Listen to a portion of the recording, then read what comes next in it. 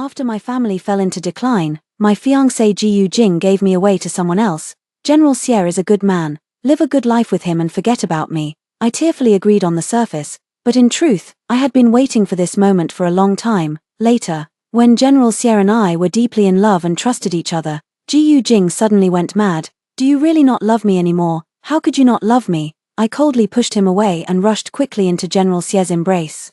Husband, I'm so scared. Hello, everyone. Welcome to my channel. Subscribe us to read wonderful stories every day. Now, the story begins. I am a fallen noblewoman from a family in decline. My betrothed, Jiyu Jing, does not look down on me and has even prepared a residence for me. Live here peacefully, and in due time, I will formally marry you with all the proper ceremonies, within just 3 days. The entire capital was praising Lord Jiyu not only for his talent and looks but also for his rare character, calling him a truly upright and honorable man. The maid, Kui Fang, also looked pleased. If the master and mistress knew in the afterlife, they would be happy for you, miss. I propped my chin on my hand, gazing at the square patch of sky in the courtyard, and did not reply, because last night, I had a dream. The courtyard at this moment, the trees in the courtyard.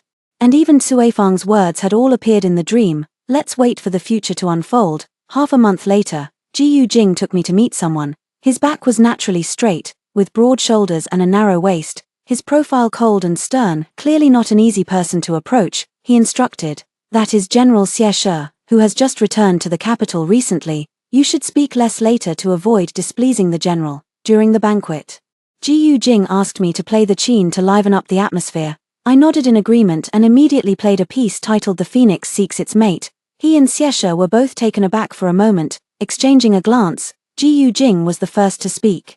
"I've long heard that Miss Qin is highly skilled in playing the guqin, and after listening today, it truly lives up to the reputation." "Excellent." Xie Jing addressed me as Miss Qin, not Shua. I glanced at him, a cold smile curling at the corner of my mouth as I lowered my gaze. Xie Shi looked at me a few more times, with curiosity and a hint of interest. It was no different from the previous life.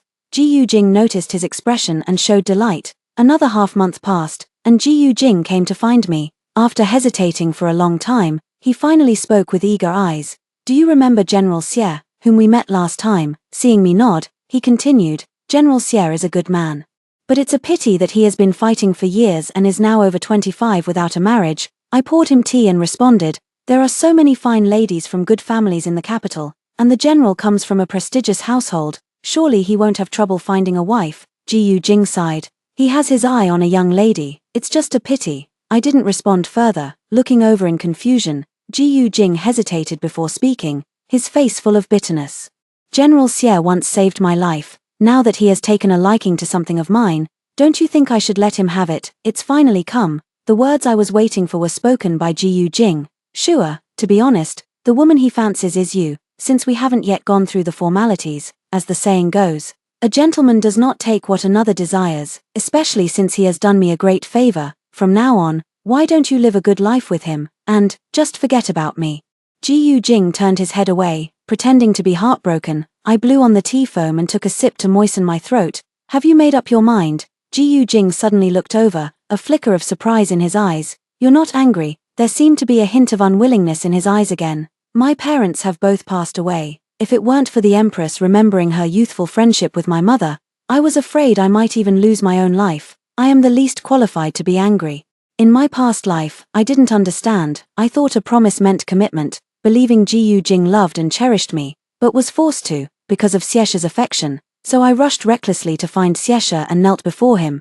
"Thank you for your kindness, General, but my heart belongs only to Jiyu Jing. I beg for your understanding." Xie Shi's eyes flickered with surprise, mingled with a touch of pity. He inquired about my identity. "I am Qin Shu, and I have been betrothed to Lord Jiyu since childhood. Although my family has fallen on hard times, he still does not look down on me and allows me to stay here awaiting marriage. Thanks to the general's great favor, Lord Jiyu is unwilling to put the general in a difficult position. But I believe the general must be a reasonable person who would not force others into hardship." "Right." Xie Shi stared at me for a long time. "Have you made up your mind?" I nodded firmly. "Very well. I will speak with Lord Jiyu." That night, Jiyu Jing came to my room. "Do you like me this much? Can't bear to be apart from me?" He pressed me against the wall, the smell of alcohol hitting me, his words leaving me utterly confused. I sensed something was wrong and, fighting my discomfort, corrected him. We are engaged, so naturally we will grow old together. But he let out a cold laugh and suddenly kissed me. Ji Jing took me that night. Despite my desperate struggles, Ji Jing. This is improper, we are not yet married. Let go of me, I beg you, Ji Jing. But I couldn't push him away, only endless screams and despair. You say you love me, don't you? Since I'll be yours sooner or later, and I'll be tied to you anyway, why not give yourself to me now, Qin Shu? I'll do as you wish and give you what you want. No, this isn't what I wanted. I am like a worn-out rag, bearing his anger and indifference. A perfectly good person seemed to change overnight, as he left. He only said coldly, tomorrow, I will send someone to deliver the betrothal gifts. Since you have no parents or relatives, we'll just go through the motions. After saying that, he glanced at the crimson stain on the bed, seemingly relieved. Qin Shu, I will take responsibility. In my previous life, I married Ji Jing as I wished, but that was only the beginning of my nightmare. So, when he sat before me again and asked, aren't you angry? I found it utterly ridiculous. I shook my head. Not angry. Amid Ji Jing's look of disbelief, I added, I know you mean well, and I'm willing to go along with it for your sake. He paused for a moment, a smile spreading across his face. Shua is sensible. If life doesn't treat you well in the future, you can always come back to me. I lowered my gaze, hiding the coldness in my eyes that was almost impossible to conceal. It seems he only wants to send me away.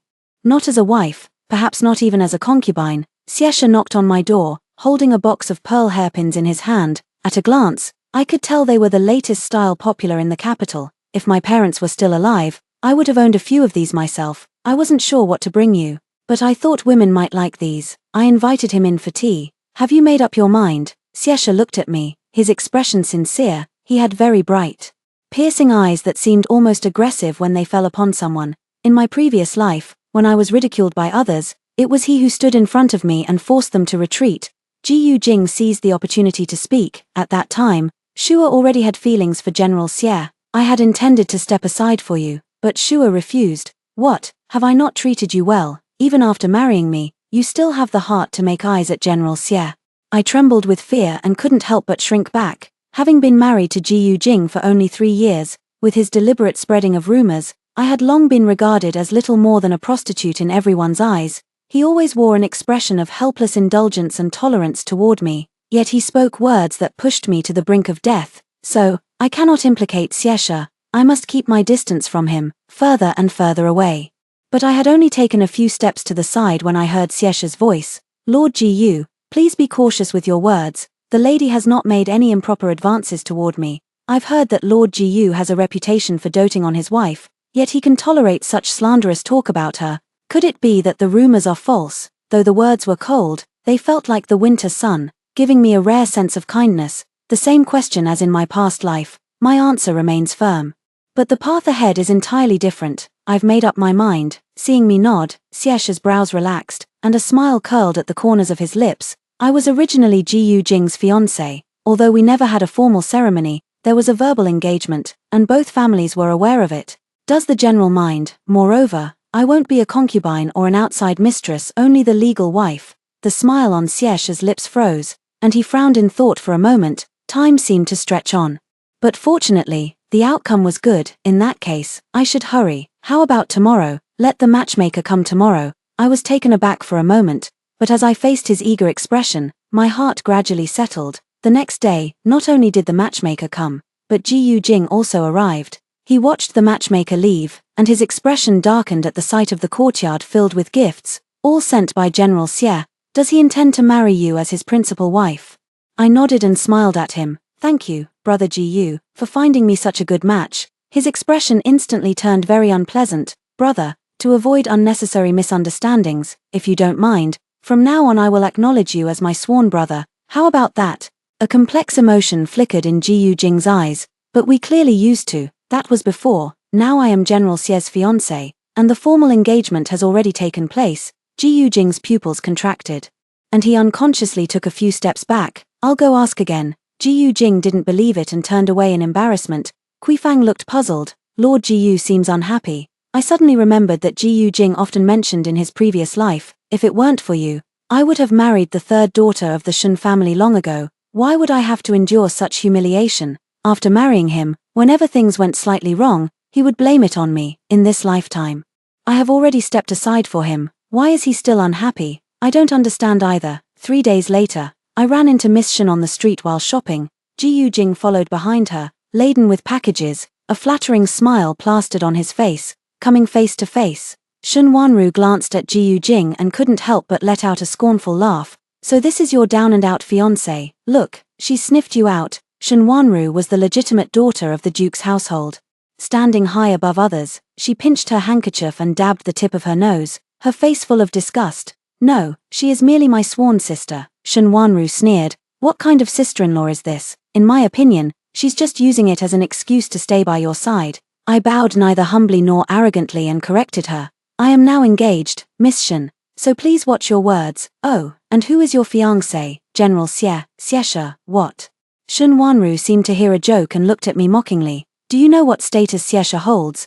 Do you still think you're the daughter of the minister's mansion? Daydreaming. Ji Yujing frowned and looked at me, saying calmly, not fit to be the main wife, but surely qualified to be a mistress. Shen Wanru was taken aback for a moment, then immediately covered her mouth and laughed. It happened that Xie was passing by on horseback and stopped before us. Shen Wanru pointed at me with a laugh.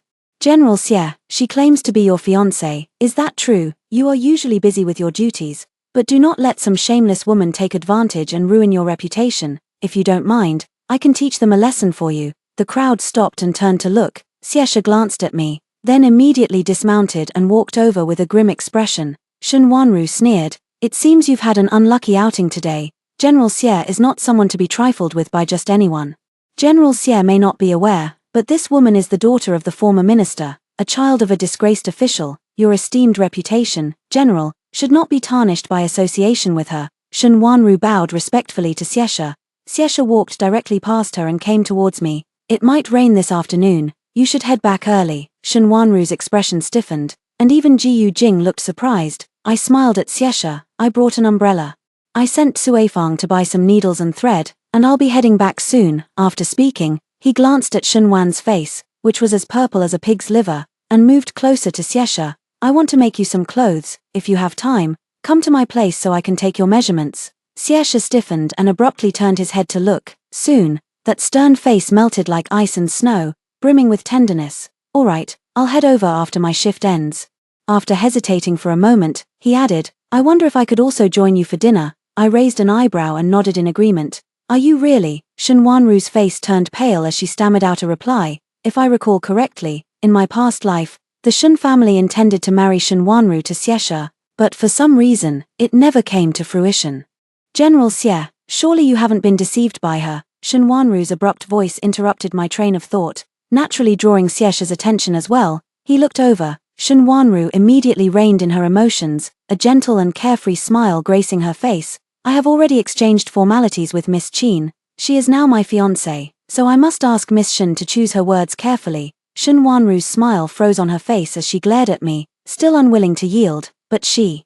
If I hear that Miss Shen has troubled Shua again, this general will have to pay a visit to your residence and ask Lord Shen how his legitimate daughter could be so lacking in manners. Before she could finish, Xie added. The tone was cold and carried a sharp edge. Shen Wanru pressed her lips together, retreating a few steps as if in a daze, then turned and left in anger. It was rare to see her like this, and I suddenly felt a sense of satisfaction. In my previous life, after I married Ji Yujing, he still spent most of his time by Shen Wanru's side. Shen Wanru often came to our residence. Every time she visited, I couldn't avoid a round of fuss. Wanru likes the walnut cookies you make, so make some more tonight. I froze. But the walnuts need. Ji Yujing looked at me coldly. Find a way. Isn't the Qin family's daughter known for her gentleness and grace? How could she lack the manners to treat a guest? I wanted to say that walnuts need to be shelled fresh.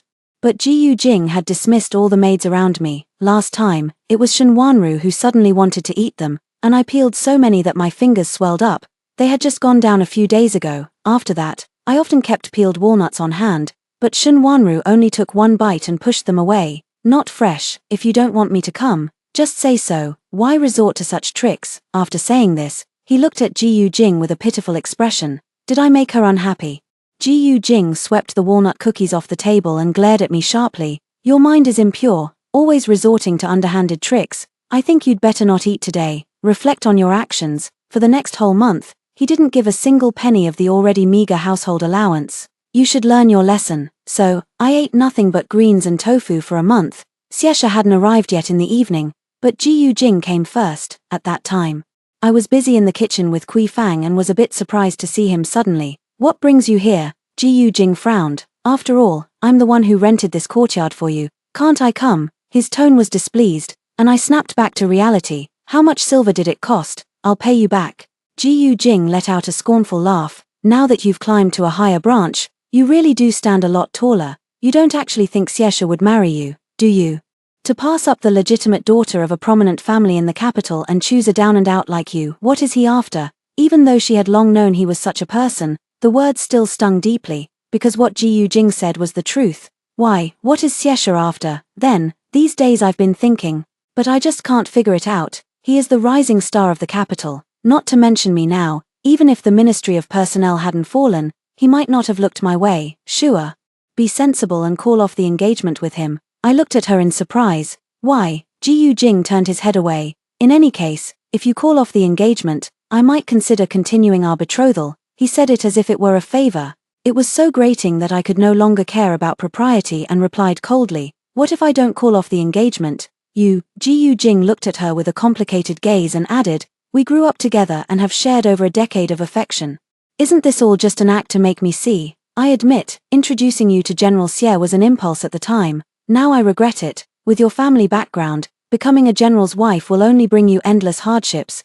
Qin Shu, must you make things so ugly? I let out a cold laugh. He, Ji Jing, is well aware of the years of affection between us. Back then, the parents of both families were on good terms and arranged a marriage for their children while they were still infants. Later, the Qin family rose steadily in status, until my father became a minister of the board. Although the Jiyu family had also enjoyed glory, they later had a good-for-nothing second uncle who was repeatedly reprimanded by the emperor. Gradually, they were left with only the reputation of a noble house and faded out of the capital's circle of fame and fortune. Father values loyalty and has repeatedly said, if you marry into their family in the future, you must not act arrogantly. Don't let them think our Qin family looks down on him. I think Ji Jing treats you quite well, so you should also take the initiative more often. He was afraid of hurting Ji Jing's fragile self-esteem, and even when offering help, he did so through others. In return, when my family fell into decline, he pushed me to someone else, to be a concubine, or even a mistress. Lord Jiyu, are you here for me, or did the third young lady of the Shen family send you to deliver a message? Ji Jing's expression changed slightly, and he frowned, saying, if we're talking about status and position, even in appearance and demeanor, you are no match for her. Heh, but what can be done? It's me that General Xie wants. Ji Jing's face flushed with anger. Why can't you understand what's good for you? I said. If you really have the ability, go find Xiesha and make him call off the engagement. I cut Ji Jing off, and he looked visibly frustrated. What do you want from me? A sudden voice interrupted, and both Ji Jing and I turned to look. Xiesha had changed into casual clothes and was carrying a food box. Seeing us looking, he handed the item to Kui Fang, then turned his gaze back to Ji Jing. Ji Jing avoided eye contact, mustering the courage to clasp his hands and say, it's truly a misunderstanding. Shua is actually my betrothed wife. General Xie has only met her once, so naturally he doesn't understand. She is not worthy of you. Then he looked at me again.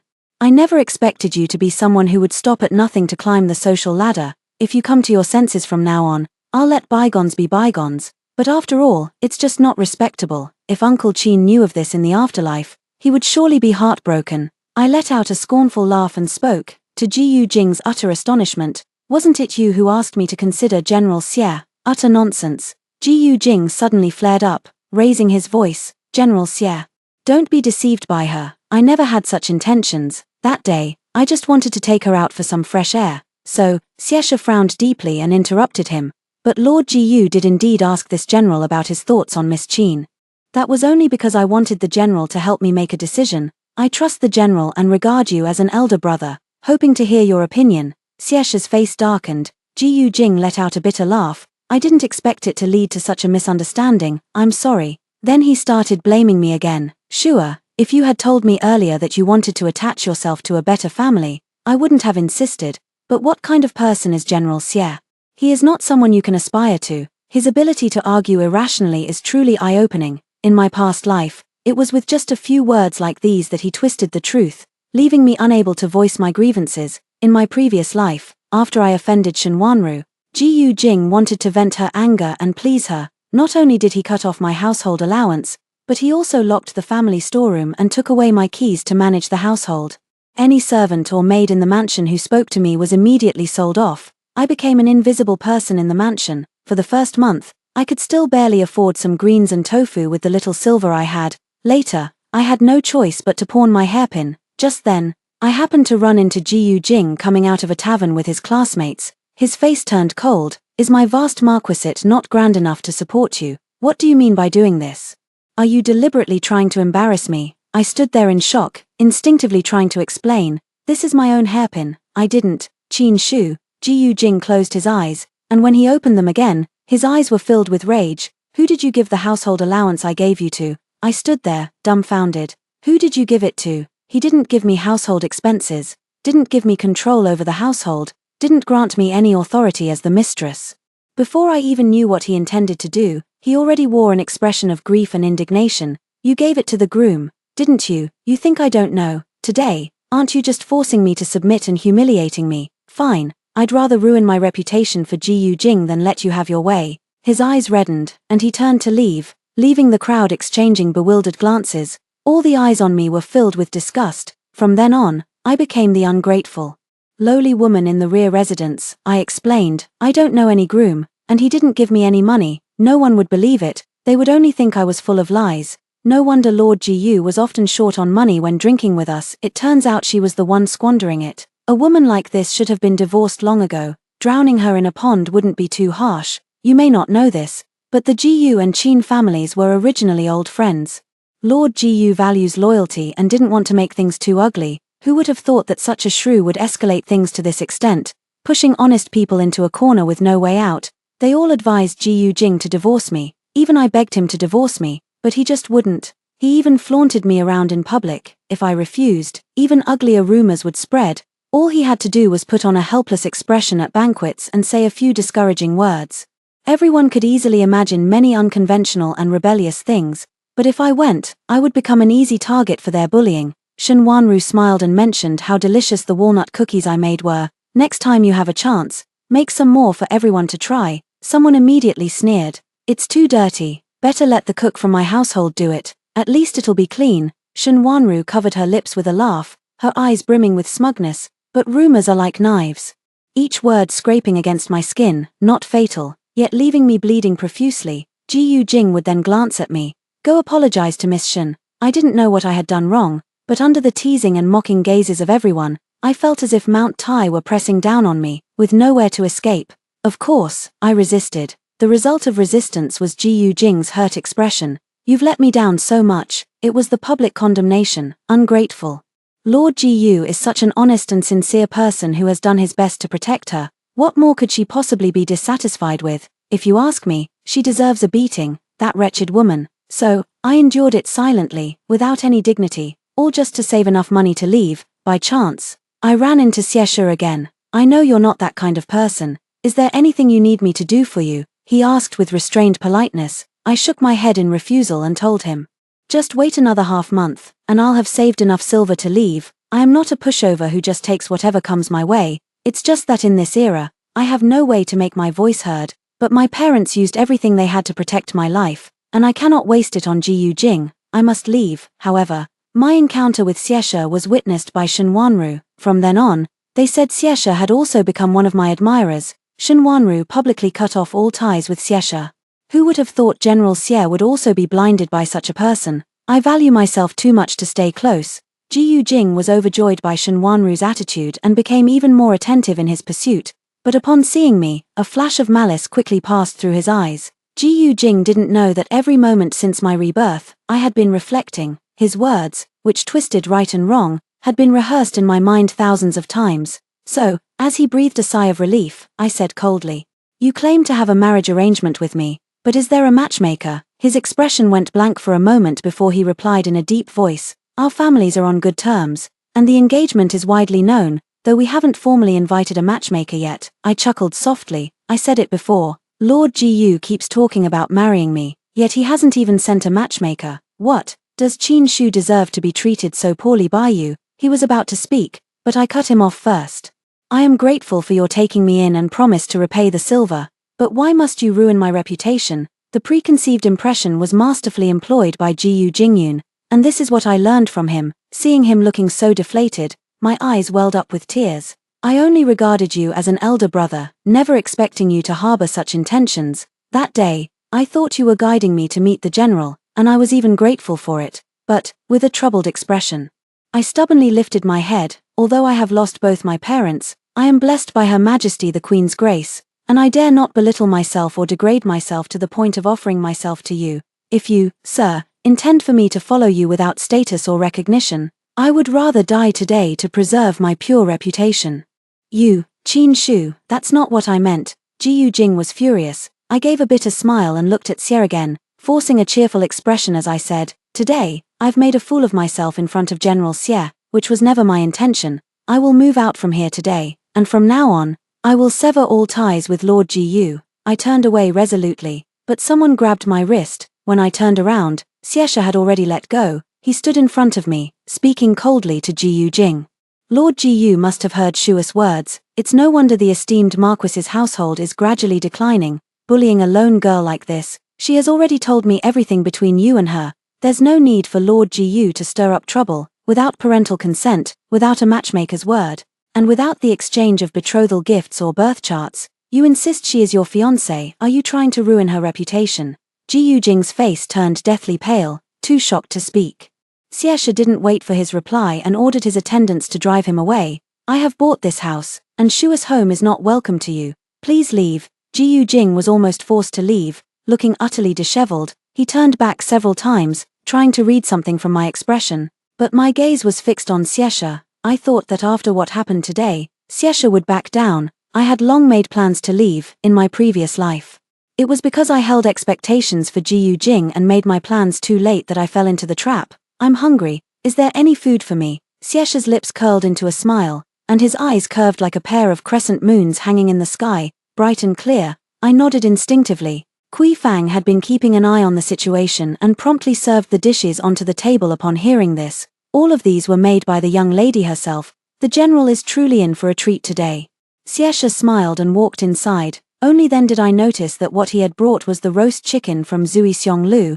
It had already been taken out by Cuifang and placed on the table, filling the room with its aroma. This was something I often ate when I was at the minister's residence. Memories flooded my heart all at once, and I couldn't help but feel a lump in my throat. Xiesha placed a chicken drumstick in my bowl.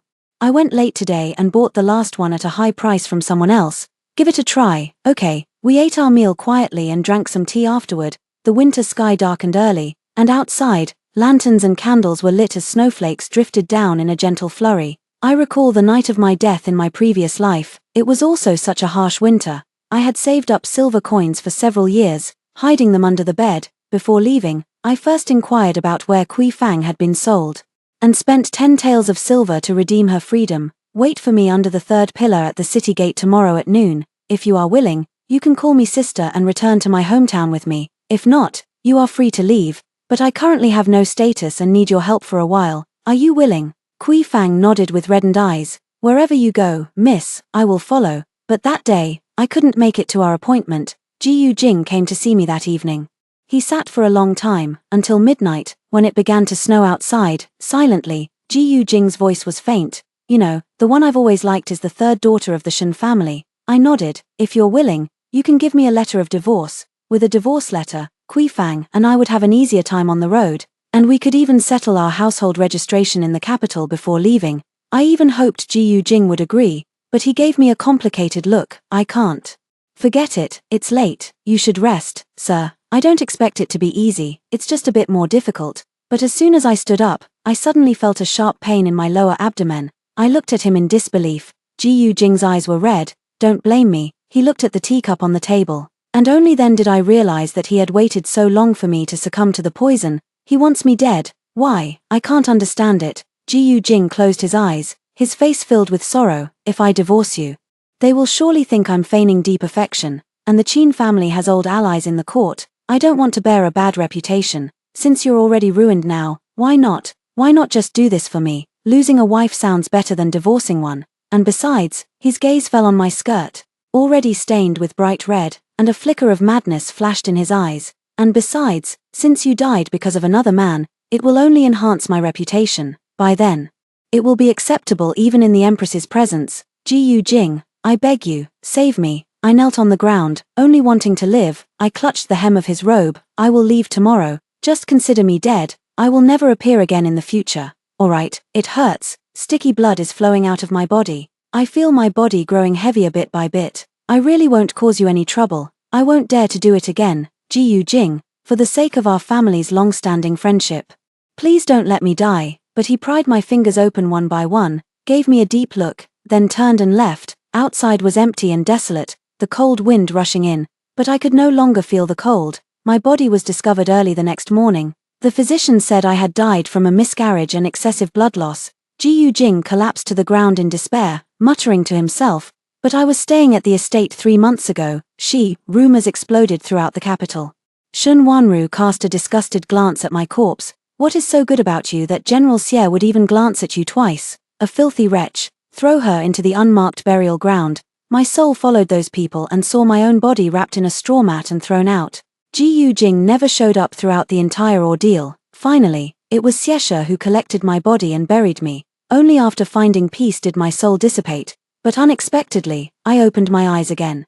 Reborn before marrying Ji Jing, what are you thinking about? Xieshe's voice pulled me back to reality, and I looked over at him. I was wondering how someone of General Xie's stature could take a liking to me. Xieshe was taken aback for a moment, his expression instantly turning serious. Why can't you see it? The daughter of the minister's household is both talented and virtuous, excelling in both social grace and domestic skills, long renowned throughout the capital. The decline of your family's fortunes is not your fault, it's merely being swept up by the tides of power, a twist of fate. You see my family's high status today, with everyone flocking to us. But if the Xie family were to face downfall someday, would you still think yourself unworthy of me? Or perhaps, you would leave me because of this. I froze, then slowly shook my head. That's it then. When the Jiyu family fell into decline, your father stepped in to help many times. I believe the daughter of Lord Qin must be a good person. Now that I've seen it, I truly feel it's wonderful. He leaned a bit closer to my side, a smile playing at the corners of his eyes. The chill from the past life was swept away in an instant. It felt as if my heart was filled with warmth. Like the glorious sunlight after a heavy snowfall, direct and passionate, colorful and brilliant. With that said, do you feel a bit more at ease? I nodded slowly. He added, don't pay attention to what others say. Just remember, even if the Qin family is no longer glorious, you are still Qin Shu. The Qin family is an accessory on your splendid attire, but it does not represent all of you. If others think you're not good enough, they simply don't know how to appreciate you. I was stunned by his passion and boldness, yet my heart warmed at such directness. He is the one who offers help in times of need. It has always been. My wedding with Xie Hui is set for after the beginning of spring. He specifically went to the Empress to request it. The Empress bestowed Shu brocade and numerous gold, silver, and jewels, and sent word saying, "This is my gift to you for your dowry. I am very happy that General Xie values you," with just a short sentence. The rumors about me in the capital were completely dispelled. Even Shun Wanru dared not cause any more trouble. Later, Kui Fang said, I heard it was General Xie who specifically requested it. He said the young lady now has no one to rely on, all alone and helpless. So he pleaded before Her Majesty the Empress. How could he be so bold? I cried out in alarm. The friendship between the Empress and my mother only extended to protecting my life and my innocence, in my previous life.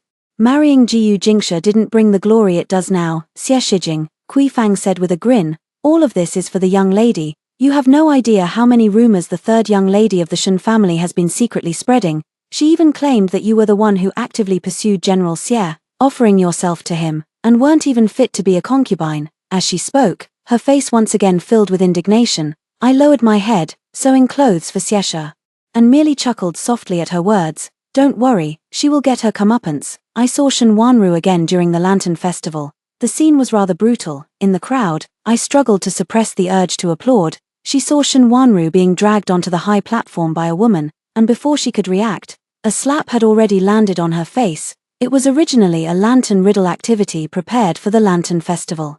And the scene was filled with people craning their necks to watch the spectacle. What are you doing? Who are you? Shen Wanru cried out in alarm. The woman grabbed her by the arm and shoved her forward. Everyone, come and see. This is the legitimate daughter of the Duke's household. the third young miss of the Shen family, Shen Wanru. How about it? Isn't she pretty? Such a delicate young lady. What's wrong with you? Why must you go and seduce a married man? Shen Wanru's face turned deathly pale as she panicked and stepped back, trying to cover her face. The woman abruptly pulled her hand away and said angrily, "What? You dare to do it but not own up to it? Oh my, I saw how bold you were when writing that letter, calling him brother over and over. Anyone who didn't know better would think you were a prostitute from the red light district." The more Shen Wanru tried to cover up, the more the other party pulled at her. By the time the Shen family came on stage to rescue her, she had completely lost her composure, glaring at the other person with reddened eyes. "You just wait, my father won't let you get away with this. Ha ha." The woman laughed heartily twice, with her hands on her hips. "You have the guts to do it, but not the guts to admit it. Huh, someone, bring the gongs and drums, and send Miss Shen back to file a complaint." As soon as the words fell, indeed, 3 or 5 burly men came forward. Fierce and intimidating, clearly not to be trifled with. "Is there no law left? Go report to the authorities. Go." Shen Wanru's words choked in her throat, because her father, Duke Shen, immediately slapped her other cheek. "Shameless disgrace. Someone, take the young lady away." Shen Wanru was dragged away before she even had a chance to cry. The woman snorted coldly. "What fine upbringing the Duke's household has. I sincerely apologize, my daughter is mischievous.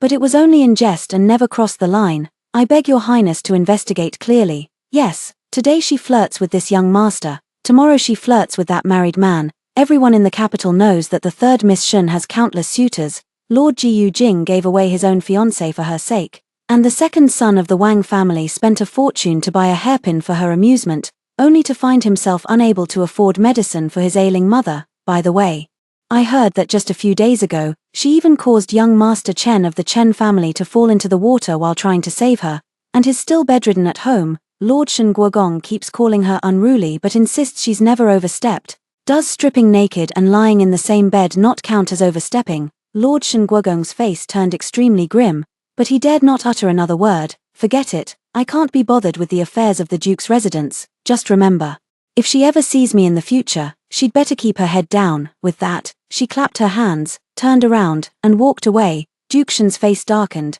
and with a single glance, the guards of the residence began to drive people out.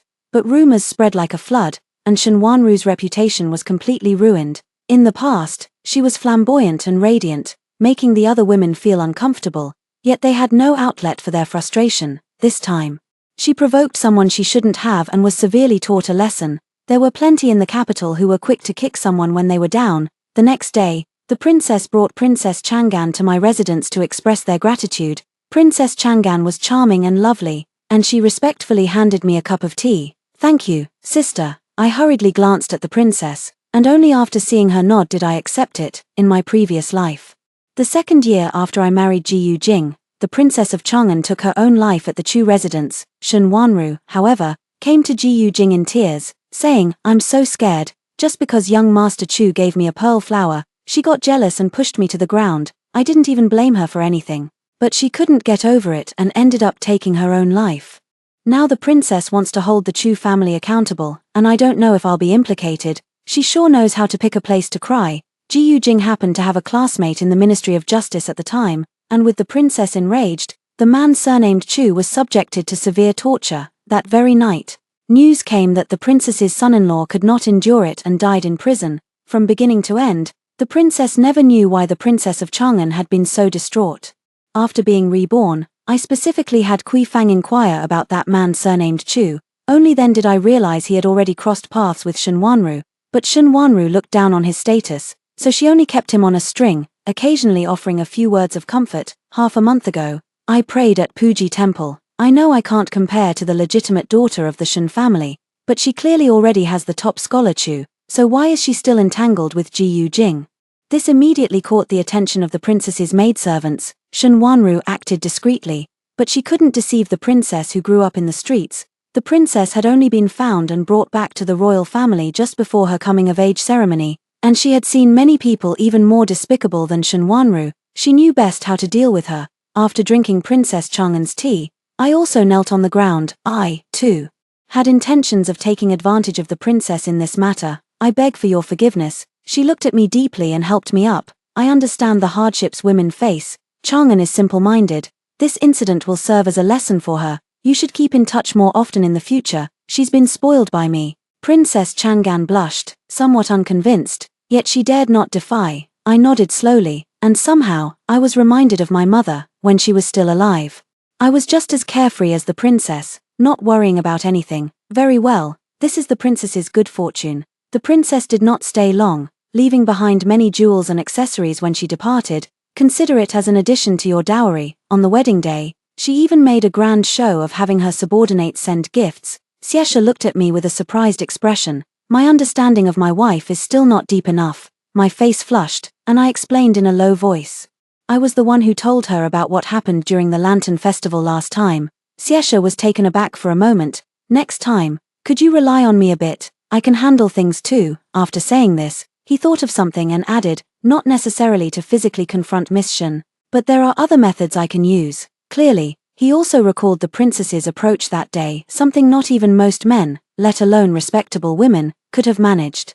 But who could blame the princess, raised in the streets and long known for her fiery temper? "Qin Shu," a familiar voice called out. Ji Yujing had somehow made his way to the backyard, his gaze fixed on me in a daze, his face full of that nauseating infatuation. Xiesha looked displeased, so I quickly patted his hand. "It's a day of celebration." He snapped back to reality and immediately smiled. "Okay." With just one glance, Ji Yujing was taken into custody. "General Xie, what is the meaning of this? I am, after all, an official appointed by the court." Didn't you hear what my wife just said? On such a joyous day, I don't want to hear any barking." Ji Yujing's mouth was stuffed with a cloth gag. Silence fell instantly. I went with Xiesha to perform the wedding ceremony and then entered the bridal chamber. It wasn't until the sun was high in the sky that Kui Fang brought up what had happened the day before. Lord Jiyu got drunk, was robbed of his silver by a few ruffians, and had his leg broken. This morning, officials from the capital prefecture came to inquire about it, but our general directly drove them away. Xie happened to be returning from outside. I had them take action only after midnight, so rest assured, madam. After speaking, he naturally wrapped his arms around me and buried his face against me. I hurriedly tried to push him away, then glanced at Kui Fang. Kui Fang was startled and quickly turned around to close the door. "What are you making a fuss about in broad daylight?" I kept a stern face, but Xiesha looked up blankly, a faint mist rising in his eyes. "I'm not making a fuss, I'm just smelling your scent." I was at a loss for words, but he took the chance to kiss me on the lips. "They said you didn't eat much this morning. Were you tired from last night?" Startled, I hurriedly covered his mouth. I turned my head away and shook it gently twice. "Really?" Xiesha's eyes lit up, and I, struck by a sudden inspiration, quickly nodded again. "I'm tired, too tired to even eat." But if I had known he would insist on feeding me, I would have bitten off my tongue rather than say those words. Xiesha is perfect in every way, except he clings a bit too tightly. Even his colleagues teased him. "The general has a lovely wife at home, not like us." Xiesha nodded hurriedly. Yes, so in the future, if there's nothing important, don't bother me, general." With that, he ran out. Seeing me standing at the door, dumbfounded and blushing, his gaze fell on my food box, and his eyes were filled with delight. "What's that delicious smell? It smells so good." Everyone in the room turned to look, and I had no idea where to go. Just as I turned around, Xiesha pulled me into his embrace. Go away, no sense of tact, kill the dog." The crowd wailed and scattered in a panic. I met Ji Yujing again half a year after my marriage. He hadn't been doing well during those 6 months. Kui Fang often told me about his encounters as if they were jokes. The third young lady of the Shen family was sent to a nunnery by the Duke's residence, but she managed to escape on the way. I heard she went to seek help from Lord Jiyu. Lord Jiyu pretended to take her in, but then immediately reported her to the Duke's residence. Furious, the third young lady of the Shen family scolded Lord Jiyu, saying that he had only taken her in because she was helpless and easy to bully, intending to use her to advance his own career. But then she caught the eye of General Xie, who is an upright man, and that dashed Lord Gu's hopes. After this incident, even the empress in the palace could not stand by idly, and the emperor issued an edict to strip the Jiyu family of their noble title. Ji Yujing, once renowned throughout the capital for his benevolence and integrity, now found himself abandoned by all when his fortunes fell. Now, upon meeting again, he appeared gaunt and his gaze was unfocused. When his eyes settled on me, there was a glimmer of hope and light in them. "Sure, you do like me, don't you? You were just disappointed in me, so you found someone else to lean on. You're right, it's my fault. I shouldn't have treated you that way. You were my wife, and I belittled you, caused your death. Though they flatter me to my face, They actually look down on me. It's all my fault. I shouldn't have been so misguided and taken the wrong path, he muttered to himself, but it sent chills down my spine. I hurriedly stepped back, but he charged forward recklessly. I turned around and bumped right into Xiesha's arms. Husband, I don't know what he's talking about. I'm so scared. Jiu Jing glared fiercely at Xiesha. Qin Shu is my wife.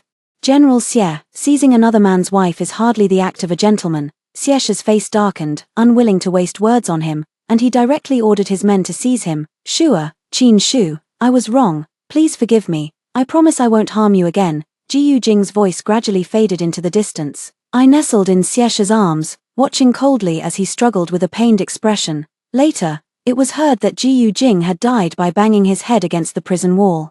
Before his death, he kept murmuring, "Yes, death means a chance to start over. If I could do it again, I would know exactly what to do." He was dead, silently. My good life has just begun. The end. The second story. I was raised to be the crown princess since I was a child. At 16, I was officially named the crown princess. At 17, I gave birth to Mu Rongyu. Mu Rongyu and Mu Chen are very similar, always silent and not very close to me. Every night in the past, I would cook a bowl of osmanthus soup for them. But on this day, Mu Chen accidentally knocked over the bowl, and Mu Rongyu secretly poured out the osmanthus soup. Suddenly, I felt that such a life was utterly meaningless. The moment I handed the divorce letter to Mu Chen, he frowned and asked me unhappily, "Are you really that narrow-minded?" "Yes, I am indeed like that. Do you want Mu Rongyu to be motherless and become the laughingstock of others?" Mu Chen resumed his usual cold demeanor, as if handling someone else's family affairs. He has always been like this. I sat in the side chair, no different from any other guest who came to visit him, and spoke calmly. He is of royal blood. After the separation, he has nothing to do with me. I still have some properties under my name, which I'll leave to him. Consider it compensation for him. Mu Rongyu is of royal bloodline and the eldest legitimate son. If nothing unexpected happens, he will be the next crown prince.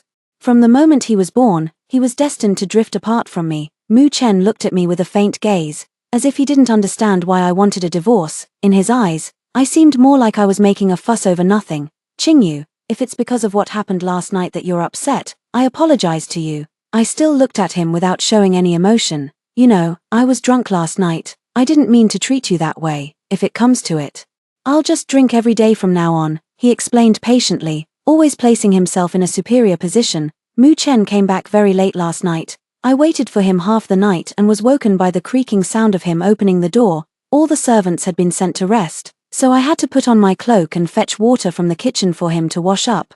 I brought him the osmanthus porridge that had been prepared earlier, in the past. Although our feelings for each other couldn't be called particularly good, we at least treated each other with respect and kept up appearances. Last night, I couldn't help but ask, "Why is the scent of powder on you so strong?" Mu Chen suddenly threw the osmanthus porridge onto the ground. I didn't react in time, and the splattered osmanthus porridge covered me all over. The warmth created by the candlelight was abruptly shattered, startling many in the silent courtyard. Mu Chen's expression was filled with impatience, and the atmosphere around him instantly turned cold. With a stern face, he admonished me, "Zhu Qingyu, you've crossed the line. In the future, there's no need to wait for me, nor prepare osmanthus soup for me." And my son, who had been woken up by the noise, also secretly poured out the osmanthus pudding after seeing his father's action. When I discovered it, he stood at the door and said to me with the same lack of emotion, "Mother, if father won't drink it, I don't want to drink it either. From today on, there's no need to prepare my share." In the eyes of the father and son, this was just a trivial matter. I shouldn't have made such a fuss, let alone mentioned reason. I couldn't explain all this to them. After all, it's the crown prince's marriage contract. Whether it's a divorce or a dismissal, it must be decided by the emperor. On the third day of the lunar month, the Empress Dowager's birthday, seeing me troubled, she asked me to stay. I told her my decision truthfully and in detail. The Empress Dowager remained silent for a long time. How could I know if she was on my side or concerned about her grandson? A day after that, Mu Chen and I were summoned by the emperor. "The Empress Dowager came to me recently and advised me to grant you a divorce. What are your thoughts on this matter?" "Father, this was entirely my idea." Mu Chen spoke up before I could. I was somewhat surprised, as it had always been like this in the past. We were not in love, yet he fulfilled his duties as a husband, always protecting me in front of others. "Is that so? I see you two are quite close." The emperor implied his disagreement. "Your Majesty, my family is stationed in the northern desert. A month ago, My uncle and second brother died on the battlefield. A few days ago, my eldest brother wrote, hoping I would join them at the front lines to reunite. I beg your majesty to grant this wish.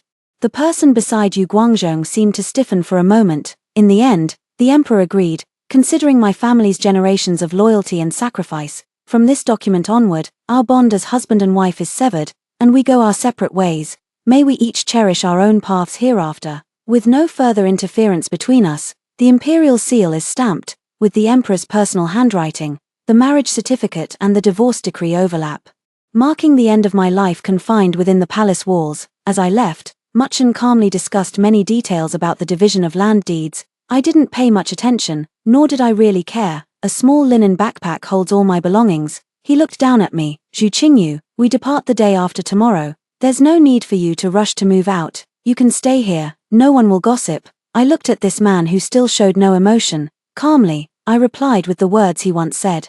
It's better for me to be straightforward and clear, so as not to tarnish His Highness the Crown Prince's reputation.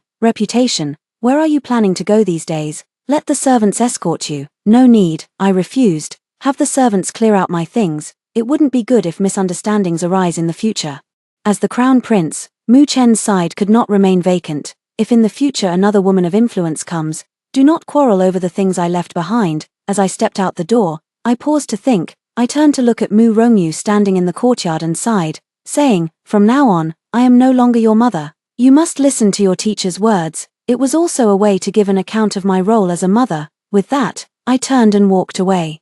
That little baby I held in my arms night after night has still grown up exactly as they envisioned. I thought my son would never inherit the cold indifference of the royal family, but the truth has proven me wrong. After leaving the imperial palace, I went to the horse market and bought a white horse. I decided to head north all the way, to the northern deserts. At the age of 10, I was sent to the imperial palace and told by the Empress Dowager that I would one day marry the crown prince.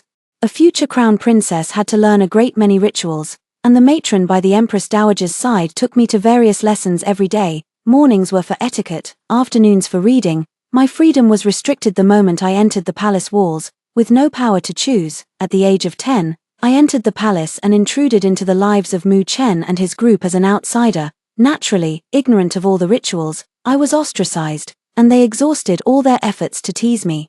Until I was conferred the title of crown princess, apart from some necessary banquets in the palace, Mu Chen never took me to any small gatherings among friends.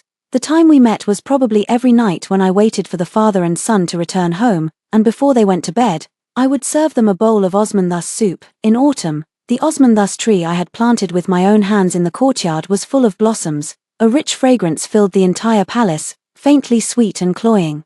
I often stand under the tree, taking deep breaths when no one is around. The nobles and royals all say that the Empress Dowager has trained me well, turning a mischievous girl into a well-mannered and virtuous wife. She is simply a natural-born crown princess. With my family background, I am worthy of the crown prince's status and can also serve his life well. Many ministers sent their daughters to the Empress Dowager's palace to study. There were many coming and going. But only I stayed here all along. Muchen's friend said, the crown princess is good, but she's too dull and seems a bit rigid. Would you like me to pick a few interesting ones for you to take into the mansion as concubines? I think Hua Yuan, the daughter of the Hua family, is quite good. Hua Yuan, the one Mu Chen likes. She is the niece of the empress, and originally, the position of crown princess should have been hers, seeing the power of my family growing ever stronger.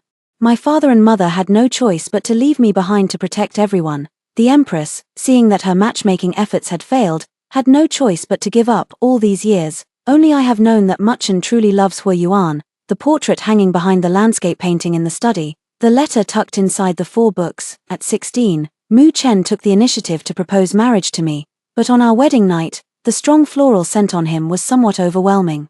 Walking on, we arrived at Shenzhen. I visited many places, taking in all the scenery I hadn't seen before, the bustling streets, the babbling brooks. I never tired of watching it all. To my surprise, the next morning, I suddenly received a letter from Muchen. Though I do not know why you did this. Since we have already parted ways, let us go our separate paths. I write this letter to ease the Empress Dowager's worries. Take care.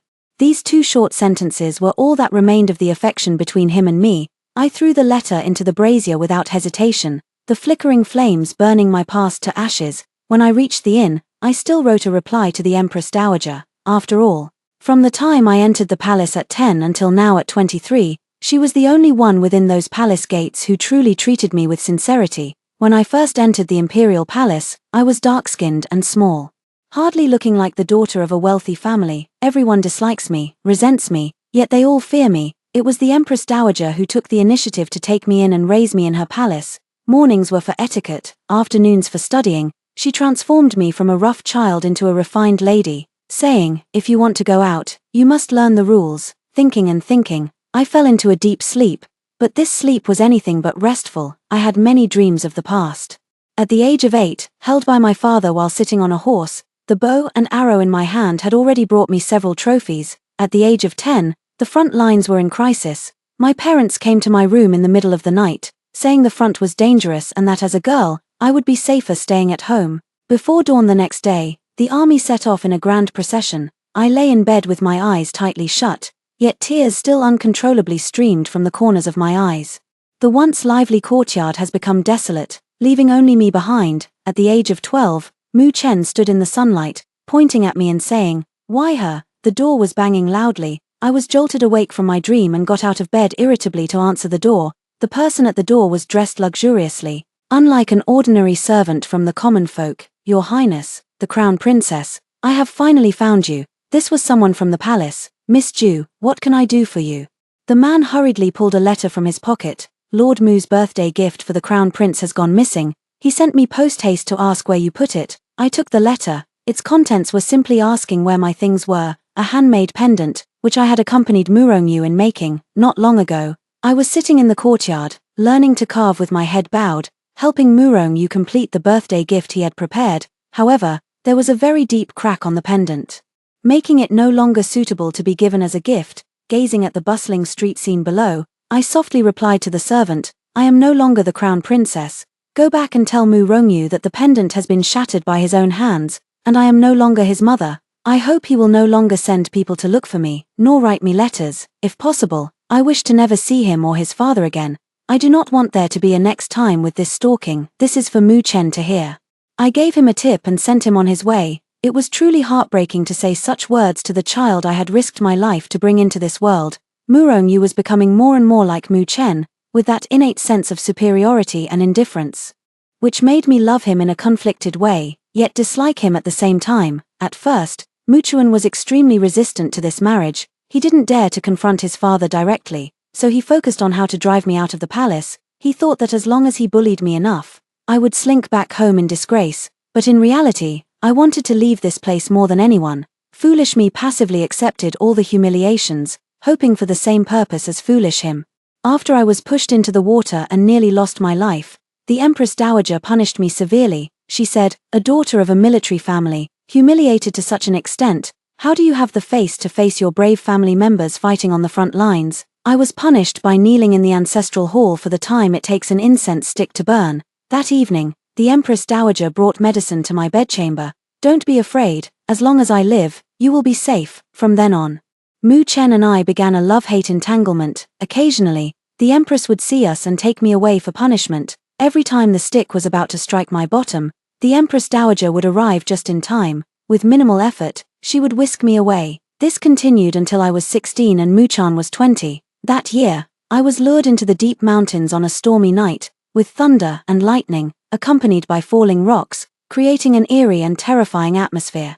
When Mu Chen found me, the kerosene lamp in his hand had long since gone out. He carried me, feverish and unconscious, running all the way. In my daze, his anxious shouts were piercingly loud. "Ju Qingyu, you must not fall asleep. We're almost there, Ju Qingyu. You haven't yet achieved your wish to marry me. You can't die." I was unconscious for dozens of days in a row, and during that time, I often heard Mu Chan's voice by my ear, and the imperial physicians sighing again and again. Fortunately, I woke up. Later, Mu Chan suddenly requested the Emperor's decree to marry me. I ignored the calm, unruffled depths of his downcast eyes, as if he were performing a ritual that had to be completed, so we got married. Not long after, as everyone wished, we had a child. Mu Rongyu was adored by everyone from the moment he was born. Even the usually stern Empress often came to my palace to see the child.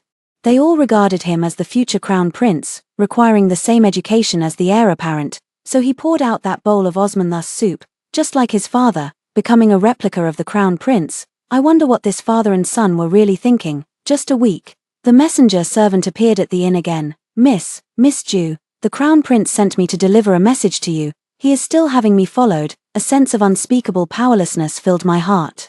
Throughout our 8 years of marriage, he was cold and distant, always aloof like a stranger sharing the same inn. We barely even spoke to each other. Now, just a few days after our separation, he has sent his servant to relay messages twice. In the past, whenever I sent a servant to look for him, he would have his attendants casually dismiss them. Letter after letter was written. I only saw my stationery diminish, but never saw the letter box gain a single one more. Now, it seems he has forgotten the past as if it never was. The Crown Prince asks Miss Jew how the sobering soup was made in the past. Lord Moo has been running a slight fever lately. How did you use to help him recover, or at least make him feel better? I struggled to contain my anger, trying not to involve innocent people. Tell Muchen that he and I have already parted ways. We should go our separate ways and each take care. I am not a cook. If he needs sobering soup, he can find a proper cook to make it. The child is sick, and talking to me more won't help. If he's not in a hurry to find a doctor, why is he seeking attention from me? After venting, I went inside and wrote a letter. I don't know what you really want. Maybe it's unwillingness, maybe it's habit, but Muchen, we grew up together. I cherish our past and don't want to hurt what we once had. We are already divorced. Please don't disturb my life anymore. Thank you, Your Highness the Crown Prince. After sending the servant away, I knew it was time to move on. I rode my horse northward. No matter how far I ran, if Muchen wanted to find me, he still could. I never expected Muchen and Murongyu to send me messages so often. Rather than lingering affections, I prefer to believe they were simply struggling to adjust. Upon arriving in Yangcheng, I settled in at a farmstead. They owned thousands of acres of fertile land, working from sunrise to sunset. During this time, I decided to live alongside them. When I first mentioned wanting to stay at the farm for a few days, Muchen said it wouldn't be convenient for him to go. His friends laughed and said, "This is really beneath your status, Zhu Qingyu, as the Crown Prince. It's too embarrassing for you to plough the fields." I smiled and didn't say anything more. It was just a whim at the time. The royal family would never allow me to act so recklessly. Looking back now, it seems so simple. The branches of freedom have long since sprouted. Why compare identities when accompanied by mountains and rivers? On the first day of work, I rose early with everyone. The morning came with faint sunlight, and the cool breeze felt quite pleasant on the skin. Working in the fields was indeed a new experience for me. In no time, I learned how to transplant rice seedlings. The repetitive motions left my mind with plenty of spare time. Mud clings to the calves, yet it doesn't feel sticky at all. Small fish and shrimp dart around the feet. No one knows where their home is. Little fish, swim quickly. Freedom lies in every direction. Farm women live out in the fields. They seem to be not very talkative, yet he could talk eloquently about flowers, plants, and trees, discussing herbs, which flowers were beautiful, and how long certain trees had been planted. Occasionally, someone would crack a joke or two, making everyone burst into laughter. At noon, someone would call out that it was time to go home and cook, and gradually, everyone would head back. The family I live with is named Li, a household of 4, though not wealthy or noble. They are content and happy, warm and harmonious. I eat, live, and work alongside them. They quickly came to regard me as one of their own. The incident happened on the day of grain in ear. As I bent down to reach the seedlings by the ridge, a sudden sharp pain shot through my ankle. A green bamboo viper was coiled among the calamus bushes, its fangs glinting coldly for a fleeting moment. "Don't fall asleep, you, don't fall asleep." Qioniang carried me on her back and ran toward the village entrance. Bare feet tread over the gravel path, bloodstains winding like cinnabar talismans. I lie on Qioniang's sweat-drenched back, hearing my own heartbeat mingled with sobs. Torches form a long dragon in pursuit, with Uncle Wang the hunter leading the way with a pine torch. Dr. Li stumbles along with his medicine chest on his back, and even Granny Sun, blind at the village entrance, holds bundles of mugwort, fumigate the wound. That's how we treated it when my husband got bitten by a 5-step snake back in the day. Elder sister, have some candy. Xiaoman stuffed the melted malt candy into her mouth while Mingtang was burning with a high fever. Taidan crouched outside the door, clutching his slingshot. "It's all my fault for not driving the snakes out of the field at noon." Zhao Daju kept his head down weaving bamboo baskets, saying he'd sell them to buy ginseng to nourish the girl. At 10 years old, abandoned, I didn't cry when I entered the palace alone. Filled with fear and unease, at 16, teased and pushed into the water, nearly drowning, I didn't cry. At 23, during the divorce, I didn't cry. but lying in bed. Listening to the faint murmuring voices outside, tears uncontrollably slipped from the corners of my eyes. Don't be afraid, everything's fine. That's right. With us here, nothing will happen to you. Use the best medicine. Don't worry about the cost. We all have money. With their help, I successfully snatched my life back from the jaws of the venomous snake. In the evening, I sat by the door watching the sunset. The golden sunlight at the edge of the sky slowly faded. And a new day was about to arrive. I always knew the world outside was far better than the one inside. I settled down here for good, rediscovering some of my old hobbies. For example, horse racing, hunting, for example, martial arts, Cuju, ancient Chinese football. Before entering the palace, I was always a carefree and lively person. I love everything full of vitality. Once inside the palace walls, I lost the right to choose for myself. Freedom became a distant dream. Qioniang's family kept a large dog named Sway Sway. It had a coat of soft, short yellow fur and large, bright, determined eyes. Every time it runs, its ears twitch, like a soldier with a natural cuteness. It really enjoys playing with me. When I play soccer or shoot arrows, it always looks ready to spring into action. Time and again, it helps me retrieve them. Dogs are very patient and emotionally intelligent animals. They never neglect you. A dog knows who treats it well and returns that kindness.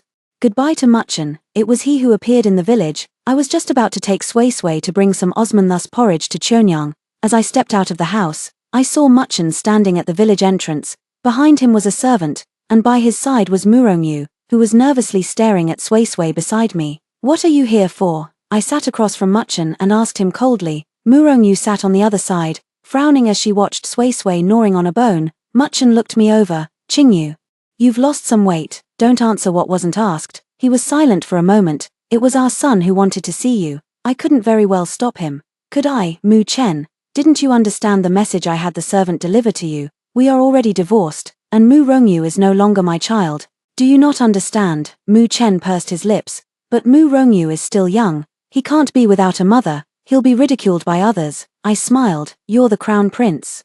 Who would dare ridicule him? Besides, he'll have a new mother sooner or later. But it won't be me anymore. Do you understand? Then I showed the father and son out. Mu Rongyu was unwilling to go back, standing at the door with a pitiful look, staring at me, opening the mouth as if wanting to say something. I took Sway Sway and shut the door firmly. I'm afraid if I look at him like this for too long, my heart will soften. After all, he is my child, born after 10 months of pregnancy. A child I gave half my life to bring into this world. When I was a child, I refused the nanny's help. Feed him, hold him, soothe him. The first word he uttered was mother. He was timid, crying at the sight of anyone, only calming down and behaving when I held him. But later, everyone saw his intelligence and cleverness. They took him away from me, treating him as the future crown prince, educating him in the manner of all heirs. Children are like blank slates.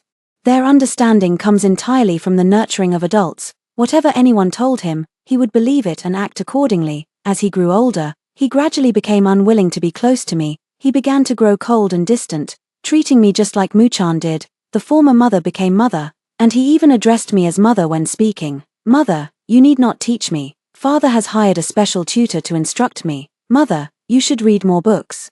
All the imperial aunts can write poetry and paint, but you cannot. Mother, you are too dull. Unlike Auntie Hua, who always gives me all sorts of new ideas, I told the villagers everything that happened before the divorce. Mu Chen changed his strategy. He often waited for me on my way to work in the morning, standing by the luxurious carriage, as if he hadn't slept all night. When he saw me approaching, he quickly handed me a steaming breakfast. Eat a little, it's all your favorite food.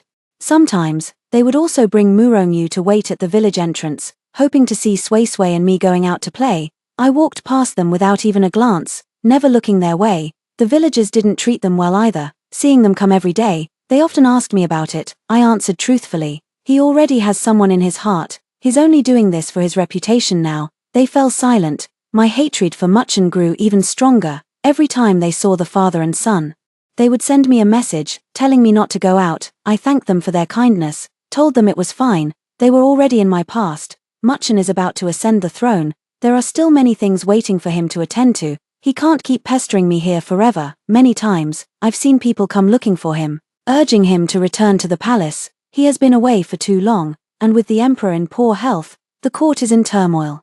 Sometimes Mu Rongyu would also secretly go behind Mu Chen's back and have his attendant bring him to me. Then, without saying a word, He would follow behind me with small steps. I would walk sway in front, giving him water and feeding him small snacks. Sway wagged his tail excitedly, barking woof at me. Mu Rongyu stood by watching, saying nothing. His eyes were filled with anger. He wasn't as good as Mu Chen at hiding his emotions. Once, when Anan went to retrieve my bow and arrows, Mu Rongyu also wanted to go, and in his haste, he tripped and fell on the sandy path. He finally couldn't hold back and burst into tears. The attendant helped him check his wound, and with reddened eyes, he looked at me. "Mother, it hurts so much." Mu Rongyu rarely cried, always trying to imitate Mu Chen's calm and indifferent demeanor. Perhaps it was because he had accumulated so much grievances in his heart this time that he looked at me, crying loudly. I watched him quietly, not intending to make any move. The attendant picked him up, said goodbye to me, and took him away. In the past, what I feared most was Mu Rongyu falling ill, as each illness would last a long time. For as long as he was ill, I couldn't eat or sleep well. But now, there's not a ripple of emotion in my heart. My life now won't be affected by them. A while ago, I signed up for a horse race. Even though I might not come in first, I still prepared seriously for a long time. The race is scheduled in 10 days. All the villagers came to cheer me on. The intense pre-race preparation is something I've been looking forward to for a long time. When I was a child, I thought my adult life would be like this. Never expected to take such a long detour. The iron hooves of war horses pounded the yellow earth with thunderous force, the howling wind mingling with the clamor of voices. The white horse's mane brushed against the pink scar on my wrist. It was from when I got lost at 16 and was scratched by a tree branch in the mountains. The cheers of the villagers echoed in my ears, and my name was heard by everyone. Thump, the gong roared, and the match was over. I stand at the top with sweat and a smile. Champion. I walked out of the crowd. Surrounded by my fellow villagers, Mu Chen held Mu Rongyu's hand. Standing in the midst of the bustling crowd, Mu Chen's attendant held a fine set of jewelry in his hands. The moment he saw me, Mu Chen nodded at me, a hint of a smile in his eyes. He said softly, "Congratulations." Mu Rongyu's flushed little face was full of excitement as she waved at me and shouted loudly, "Mom, you're amazing." The strangers around us probably thought we were a family of 3. They smiled as they looked at us. But I just felt annoyed. The villagers saw them and half surrounded me, not giving them a chance to get close to me, but they still chased me to the door of my house. What can't be avoided must eventually be faced. Qingyu, so you know how to ride a horse? Why haven't I heard you mention it before? Mother, you're amazing. You have no idea how dashing you look when you're racing horses. I pretended not to hear, not slowing my pace in the slightest. Seeing me like this, Muchen grabbed my wrist and asked in a low voice, "Qingyu, let's have a meal together as a family of 3. We miss you so much." Mu Rongyu looked at me with an expectant expression, urging the attendant to hand me the jewelry. I withdrew my hand and pushed the jewelry away. "No need, you all enjoy it yourselves." Mu Chen, as the crown prince, hasn't returned to the palace for so long. A decree on paper summoned me into the palace by the empress, unable to defy the imperial order. I had no choice but to pack my belongings and go. Gazing at the dignified and elegant woman before me, I couldn't help but feel sympathy for her. Like her, I had entered the palace at a young age, a daughter of a military family. She is not like me, who can meet someone as sincere as Her Majesty the Empress Dowager. After the Battle of Shiliang, many of her clansmen died on the battlefield. Reaching her current position and silencing the endless gossip has been achieved through her intelligence and strategy. Qingyu, I know you and Chenna have already separated, but after all, you've known each other for so long and share a child. Could you listen to my advice and stay in the palace? Give Chenna a chance. And give yourself a chance too. The Empress sat there, her expression somewhat overlapping with Mu Chen's aloof demeanor. Your Majesty, how long have you been in the palace?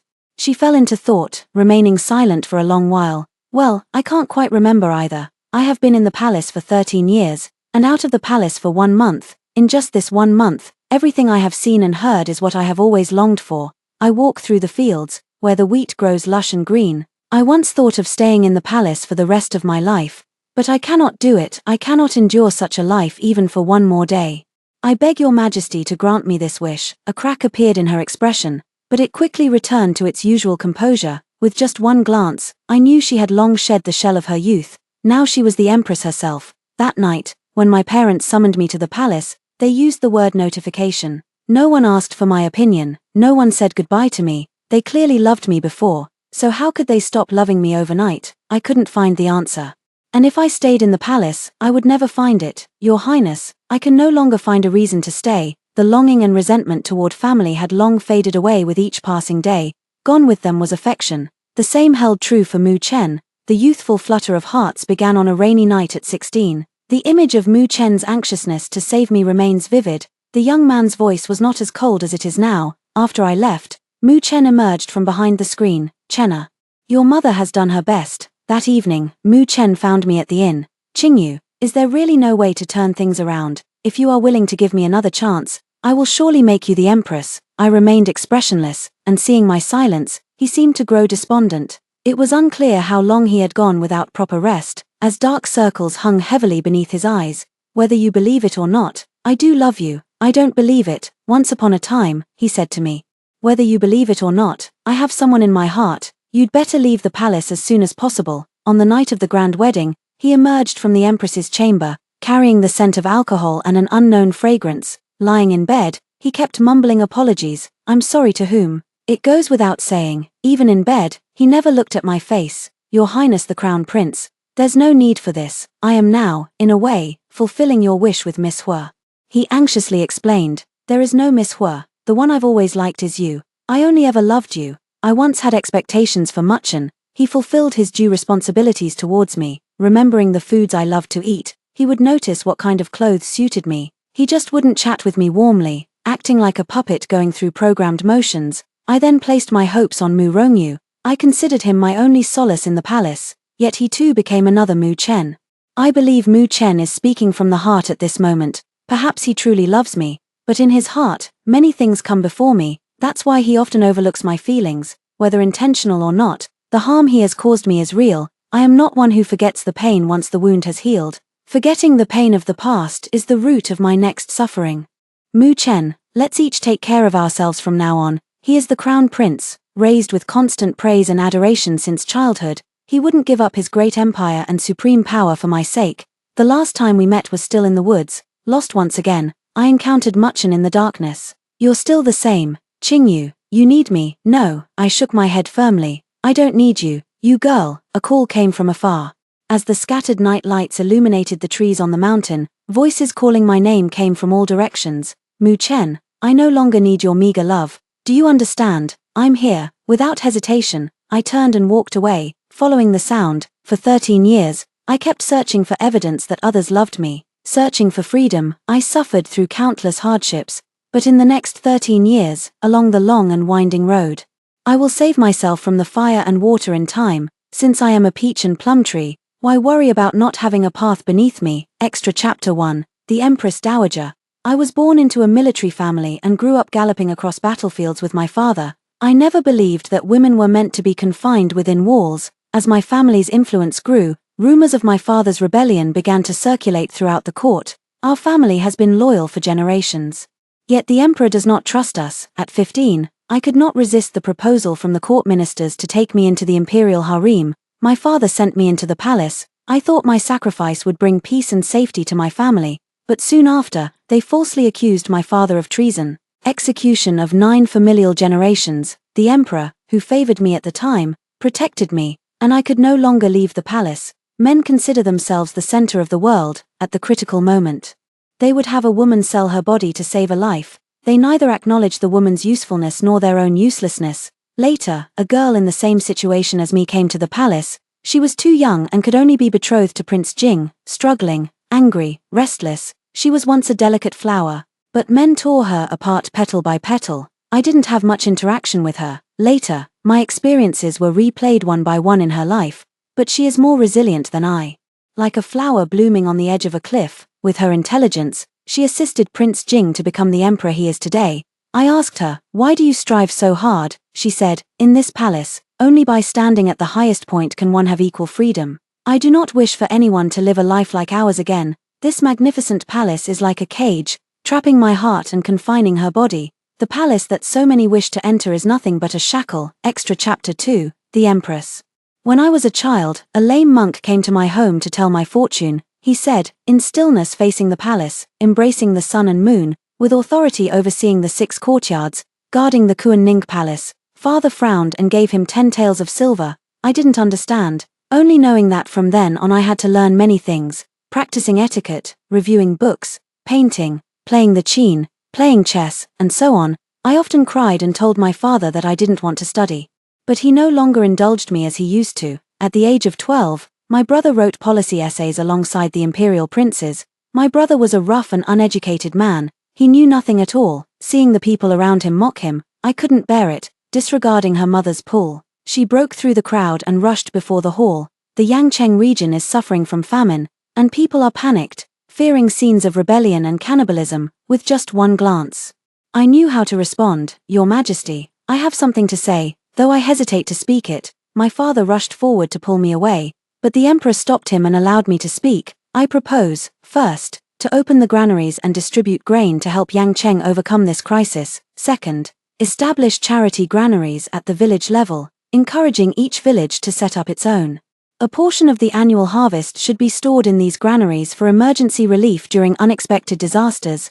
Third, organize charitable donations from court officials to raise disaster relief funds. Distribute these funds to increase grain purchase prices. Once the grain supply is sufficient, release the government granary stocks at low prices. This will not only ensure Yancheng's food supply but also curb hoarding and profiteering by merchants. The emperor looked very pleased.